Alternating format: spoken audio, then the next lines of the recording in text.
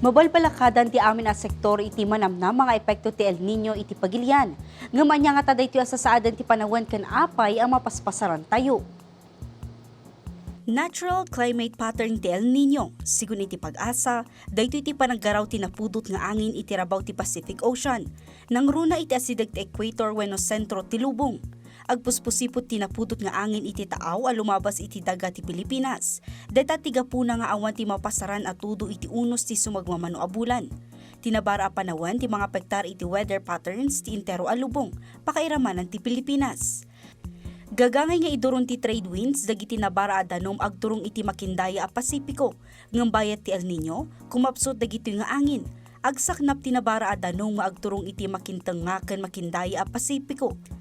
Kanday iti timbang disturbo iti global weather systems. Kaya't naasawan, no nabara unay iti temperatura iti baybay, basbas iti tudo iti Pilipinas. Mangiton daday ito iti kinamaga ti daga wenno tikag a makuna. Kung saan yung INSO na tinatawag natin, yung El Nino Southern Oscillation, may tatlong phase ito, no? Mayroon tayong El Nino, mayroon tayong neutral, mayroon tayong La Nina. Nalamiis ka na basta ti panawan no La Nina, bayat anamaga ka na pudot mo ti panawan no El Nino. May mga strength pa to, no? May light, moderate, saka yung parang pinaka high yung El Nino natin. At may nakitang more than 0.1 na temperatura, kaya yun yung tinatawag natin na moderate El Nino, no? At may nakitang more than 50%. So that means pwedeng mag-moderate El Nino ito, no? Itong ating binabantayang El Nino. Tunggal El Nino, kadaw yan ang maapektaran ti supply ti danom ang mga pektar kadagiti manlalon. Pagbiyagan kantiin nal daw a panagbiag.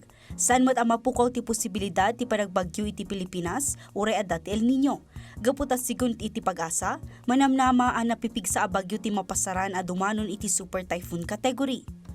Kasano tayo matkadi ang makasagana sakbaypay akong maro ti sasaadan ti panawan. Maibalbala ka ti panagsalimat-mat tunggal tikag, isaganaan matlaang ti power interruptions baban iti panagtipid iti kuryente. Tunggal tikag adu dagiti parikot as sangwan ti gobyerno kan uray ti tunggal Pilipino. Ti kasayaatan awagas panagsalimutmet kan panangaywan iti aglawlaw. Gaputa daytoy ti salaknib tayo tunggal adda kalamidad. Ita, amuyon, barungal daw, barungatan.